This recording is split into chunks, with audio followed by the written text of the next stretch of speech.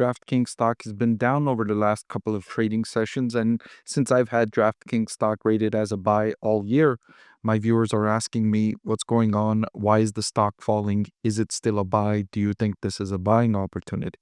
So I'm going to answer those questions here in this video and let you know what do I think about the company now following the recent events that's lowering the share price, and share with you the details of the company's latest performance.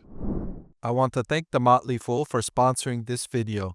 Visit fool.com/Parkev for the 10 best stocks to buy now. So I've liked DraftKings stock all year long here in 2025, and the performance has been strong. In the most recent quarter, they set records for revenue and adjusted profitability. Revenue growth accelerated to 37% year over year. Their fiscal year 2025 guidance with expected revenue now is expected to be closer towards the higher end of their guidance because of the performance so far year to date in 2025 has been so strong. Of course, in recent days, there's been news that other competitors in the online gaming space and in the online wagering space have gained market share and are gaining consumer attention. Prediction markets, betting markets, etc., are gaining more of the overall category that's expected to be detrimental to DraftKings. But company-specific numbers have looked strong, and I think this market is ripe for continued expansion because of the tailwinds.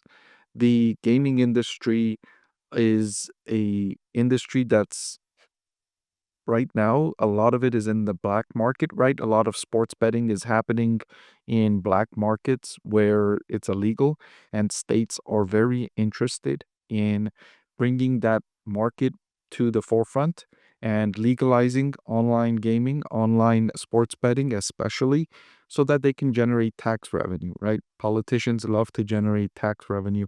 And so they've been warming up to DraftKings and other operators, bringing them into the state. Of course, that's also one of the risks when you're investing in a company like DraftKings, is that it needs continuous approval in the markets it operates. It's very dependent on regulatory approval and regulators to approve it and allow it to operate inside its jurisdictions. But one of the reasons why I've been optimistic about that is because they align with what politicians are trying to achieve, in that they're raising more tax revenue indirectly and not having to tax citizens, constituents, and instead indirectly generating tax revenue by taxing gaming income or gaming wagers or overall sportsbook betting from companies like DraftKings and others. So that's why I've been optimistic that more and more states will legalize this activity and allow DraftKings to enter. Now, I don't think DraftKings is going to enter all states. In fact, I don't think if they do enter California, it'll be in a long time.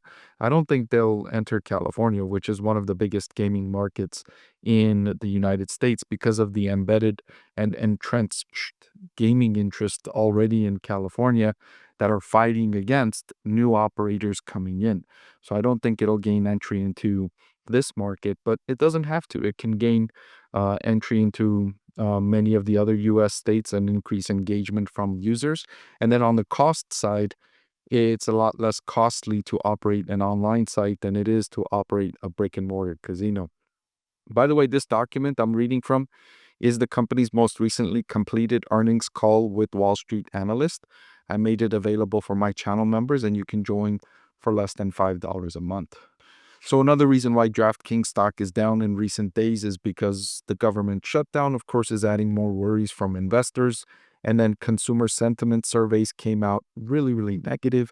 And so investors were concerned that consumers feeling lousy about their financial situation are going to tighten their belts and maybe not wager as much on the DraftKings platform. All of which makes sense, and I can understand the stock price declining a little bit as a result of those developments. It's down another 6% today. I've already felt that DraftKings stock was undervalued, and these recent developments only make me feel that the stock is even more undervalued. The current market price is $35. I calculated an intrinsic value, which I updated this morning at $61.58. So I do feel like this dip is a buying opportunity for investors that were looking to get into DraftKings stock and we're waiting for a moment. We're waiting for a pullback. I think this is a good moment. This is a good opportunity to get in. Macroeconomic headwinds driving down the price is a good reason to get into DraftKings stock, especially because investors have become so excited about the current performance of the stock market.